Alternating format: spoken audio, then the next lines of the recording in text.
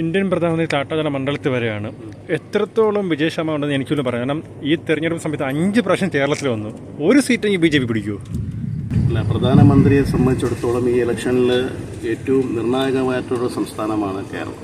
കേരളത്തിൽ നമുക്കറിയാം, കഴിഞ്ഞ തിരഞ്ഞെടുപ്പുകളെക്കാളും ഏറ്റവും കൂടുതൽ കേരളത്തിലെ സാധാരണക്കാരായ വോട്ടർമാർക്ക് ആത്മവിശ്വാസം നൽകുന്ന രീതിയിലാണ് ഇന്നത്തെ കേന്ദ്രത്തിൻ്റെ ഭരണവും. അവർക്ക് സാധാരണക്കാർക്ക് കിട്ടുന്ന ആനുകൂല്യങ്ങളും കാര്യങ്ങളൊക്കെ കൃത്യമായി അവരുടെ കൈകളിലെത്തുന്നു, അവർ അക്കൗണ്ടുകളിലേക്ക് എത്തിക്കുന്നു. വളരെ സുതാര്യമായ ഒരു പ്രവർത്തനമാണ് കേന്ദ്ര സർക്കാർ നടപ്പിലാക്കിക്കൊണ്ടിരിക്കുന്നത്. ഈ പ്രവർത്തനത്തിന് നേതൃത്വം നൽകുന്നത് നമ്മുടെ ബഹുമാനപ്പെട്ട പ്രധാനമന്ത്രി നരേന്ദ്രമോദിയാണ്. അപ്പോൾ അദ്ദേഹത്തിനെ പോലുള്ളൊരു പ്രധാനമന്ത്രി രാജ്യം ഭരിക്കുമ്പോൾ സ്വാഭാവികമായിട്ട് മോദിക്ക് ഒരു വോട്ട് എന്നൊരു ആശയത്തോടു കൂടി നമ്മൾ മുന്നോട്ട് വരികയാണ്. ഇന്ന് ആറ്റിങ്ങൽ പാർലമെന്റിൽ നിന്നാണെങ്കിലും ഈ പറയുന്ന തിരുവനന്തപുരം പാർലമെന്റിൽ നിന്നാണെങ്കിലും ഒരു ജനപ്രതിനിധിയെ തിരഞ്ഞെടുക്കപ്പെട്ടാൽ ഇന്ന് എന്തായാലും വീണ്ടും മോദി സർക്കാരാണ് അധികാരത്തിൽ വരുന്നതെന്നുള്ളതിൽ ഒരു സംശയവും നമുക്ക് ആർക്കുമില്ല. അപ്പോൾ ആ മോദി സർക്കാരിന് കേരള സംസ്ഥാനത്തിൽ നിന്ന് നമുക്കൊരു ജനപ്രതിനിധിയെ തിരഞ്ഞെടുത്താൽ ഉറപ്പായിട്ടും അദ്ദേഹം ഒരു ക്യാബിനറ്റ് മന്ത്രിയാണെന്ന് നമുക്ക് ഉറപ്പായിട്ടും എല്ലാ സാധാരണക്കാർക്കും അറിയാവുന്ന ഒരു കാര്യമാണ്. അങ്ങനെ ഒരു ക്യാബിനറ്റ് മന്ത്രി തിരഞ്ഞെടുക്കപ്പെട്ടാൽ ഇന്ന് ആറ്റിങ്ങൽ പാർലമെന്റിലാണെങ്കിലും തിരുവനന്തപുരം പാർലമെന്റിലാണെങ്കിലും തൃശ്ശൂർ പാർലമെന്റിലാണെങ്കിലും ആലപ്പുഴ പാർലമെന്റിലായിരുന്നാലും ഈ മണ്ഡലങ്ങളിലെ ജനങ്ങൾക്ക് ഉപകാരപ്രദമായ പല പ്രവർത്തനങ്ങളും നമുക്ക് നരേന്ദ്രമോദി സർക്കാരിലൂടെ കേരളത്തിൽ അപ്പോൾ അത്തരത്തിലുള്ള പ്രവർത്തനം ഇവിടുത്തെ സാധാരണക്കാരായ ജനങ്ങൾക്ക് വളരെ ഗുണകരമായിട്ടുള്ള കാര്യമാണ്. അല്ലാതെ CPM-ൽ നിന്നോ കോൺഗ്രസിൽ നിന്നോ ഒരു പാർലമെന്റ് അംഗത്തെ തിരഞ്ഞെടുക്കപ്പെട്ടിട്ട് എന്താണ് നമ്മുടെ നാടിനുള്ള നേട്ടം? കേവലം വെയിറ്റിംഗ് ഷെഡുകളും കുറച്ച് ഹൈമാസ് ലൈറ്റുകളും അല്ലാതെ ഈ ഇത്രയും വർഷം കൊണ്ട് ശശി തരൂരാണെങ്കിലും ഇവരൊക്കെ എന്ത് പ്രധാനപ്പെട്ട വികസനങ്ങളാണ് നമ്മുടെ നാട്ടിൽ കൊണ്ടുവന്നത് വരുന്നത് നമുക്ക് ചിന്തിക്കും. പക്ഷേ മുരളീധരനെ പോലൊരു സ്ഥാനാർത്ഥിയെ ആറ്റിങ്ങൽ പാർലമെന്റിൽ തിരഞ്ഞെടുക്കുകയാണെങ്കിൽ അദ്ദേഹത്തിന് സ്വാഭാവികമായിട്ടും ചെയ്യാൻ പറ്റുന്നതിനേക്കാൾ നരേന്ദ്രമോദിയായിട്ട് ഏറ്റവും അടുത്ത് പാർലമെന്റിനെയാണ് ഏറ്റവും അടുത്ത് ബന്ധപ്പെട്ടൊരു വ്യക്തിയാണ്. ഒരുപാട് ആനുകൂല്യങ്ങളും ഒരുപാട് വലിയ വലിയ വികസന പദ്ധതികളും സ്മാർട്ട് സിറ്റി ആണെങ്കിൽ പോലും ആറ്റിങ്ങൽ പാർലമെന്റിന്റെ മുഖചിത്ര തന്നെ അദ്ദേഹത്തിന് മാറ്റാൻ സാധിക്കും. പല ചാനൽ എക്സിറ്റ് പോൾ പുറത്തുണ്ട്. ആറ്റിങ്ങൽ മണ്ഡലത്തിൽ മുരളീധരൻ 3ാം സ്ഥാനവും മത്സരം കോൺഗ്രസും CPM എന്നാണ് പറയുന്നത്. അല്ല, അത് സ്വാഭാവികമായിട്ട് അത് കാണാത്തതുകൊണ്ടായിരിക്കാം.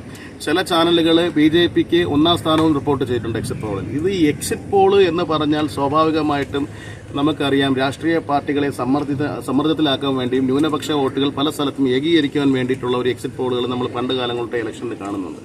എക്സിറ്റ് അല്ല നമ്മൾ പോൾ ചെയ്യേണ്ടത്, സാധാരണ ജനങ്ങൾ എങ്ങനെ പോൾ ചെയ്യുന്നു എന്നതിൻ്റെ അർത്ഥത്തിലാണ്. കാര്യം എക്സിറ്റ് പോൾ എന്ന് പറഞ്ഞാൽ ഒരു 1000 പേരിൽ ഒരു 300-400 പേരുടെ വോട്ടവകാശം അവരോട് വ്യക്തിപരമായി ചോദിച്ച് മനസ്സിലാക്കുന്നത്. ഇന്ന് പൊതുജനങ്ങൾ നിലവിലെ ഭരണവിരുദ്ധ വികാരം, അതായത് ഈ പറയുന്ന സംസ്ഥാനത്തിലെ ഈ കേരള സംസ്ഥാനത്തിലെ ഇടതുപക്ഷം കാണിക്കുന്ന ഭരണവിരുദ്ധ വികാരം, അത് ശരിക്കും പറഞ്ഞാൽ ഈ പാർലമെന്റിൽ അത് എന്തായാലും BJPക്ക് അനുകൂലമായിട്ട് വരും.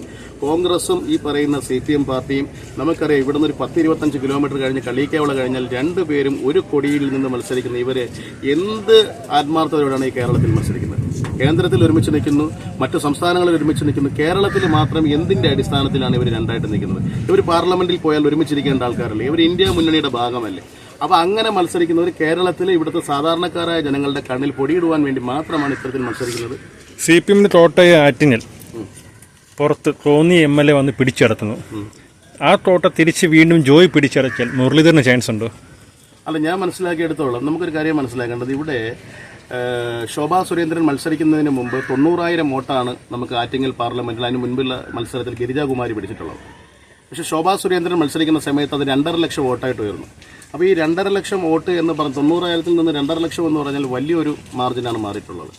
ഈ 2.5 ലക്ഷം വോട്ട് ഒരു തിരഞ്ഞെടുപ്പ് കൊണ്ട് നമുക്ക് ഏകദേശം 1.5 ലക്ഷം വോട്ട് കൂടുതൽ പിടിക്കാൻ സാധിച്ചുവെങ്കിൽ ഇന്നത്തെ നരേന്ദ്രമോദി തരംഗത്തിന്റെ അടിസ്ഥാനത്തിൽ ഞങ്ങൾക്ക് ഇവിടെ അധികാരം പിടിച്ചെടുക്കാൻ, അല്ലെങ്കിൽ നമുക്കൊരു MP ഉണ്ടാക്കാൻ ഇവിടുത്തെ ഭാരതീയ ജനതാ പാർട്ടിയിലെയും നാട്ടുകാരും ഒന്നടങ്കം ആത്മാർത്ഥമായിട്ട് പരിശ്രമിക്കുന്നുണ്ടെന്ന് ഉള്ള കാര്യത്തിൽ യാതൊരു തർക്കവുമില്ല.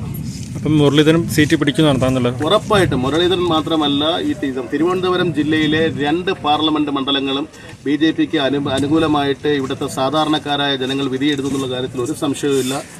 ഒരു 2 ദിവസം മുരളീധരൻ്റെ റോഡ് ഷോയ്ക്ക് ഇടയ്ക്ക് ഒരു 3 ബൈക്കിൽ പ്രവർത്തകർ വന്ന് അപമാനിക്കാൻ ശ്രമിച്ചു. അത് CPM നേതാക്കളുടെ മക്കളാണെന്ന് പറയുന്നത്. അപ്പോൾ തോൽവി പേടിച്ചിരിക്കണോ CPM?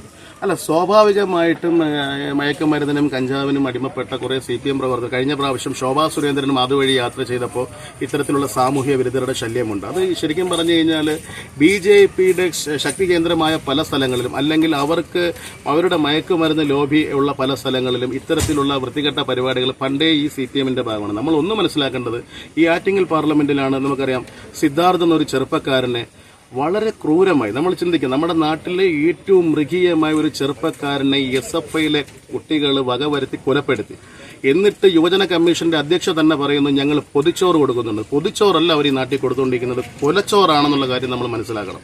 പൊതിച്ചോറിന് പകരം ഒരു അമ്മയുടെ മകൻ ഈ 10-25 വയസ്സ് വരെ വളർത്തി വലുതാക്കി പൊതിച്ചോറ് നൽകിയെന്ന് പറയുന്ന ഈ യുവജനക്ഷേമ കമ്മീഷൻ അധ്യക്ഷ ഈ ചിന്ത മനസ്സിലാക്കേണ്ട, ചിന്തയ്ക്ക് ഒരു ചിന്തയില്ലെന്ന കാര്യത്തിൽ ഒരു സംശയവും വേണ്ട. ചിന്ത മനസ്സിലാക്കേണ്ടത് ആ പാവ അമ്മയ്ക്ക്, അതായത് ഈ സിദ്ധാർത്ഥം എന്ന് പറഞ്ഞ ചെറുപ്പക്കാരന് കൊടുത്തത് പൊതിച്ചോറാണോ കൊലച്ചോറാണോ എന്ന് ഞാനല്ല പറയേണ്ടത്. ഈ നമ്മുടെ അനാവൂർ നാഗപ്പനെ പോലുള്ള ആൾക്കാരും അതുപോലെ തന്നെ CPMന്റെ ഇവിടെ നിലവിലെ ജില്ലാ സെക്രട്ടറി ജോയി, ഇവരൊക്കെ നമ്മൾ മുൻകാലങ്ങളിൽ അവർ പറഞ്ഞ പ്രസ്താവനകൾ നമ്മൾ ചിന്തിക്കണം.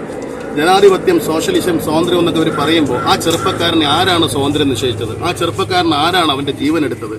ഇവർ ഈ പറയുന്ന ആദർശനങ്ങളൊക്കെ വെറും വാക്കിൽ മാത്രമാണ്, അവർക്ക് ഒന്നും ചെയ്യാൻ സാധിക്കില്ല.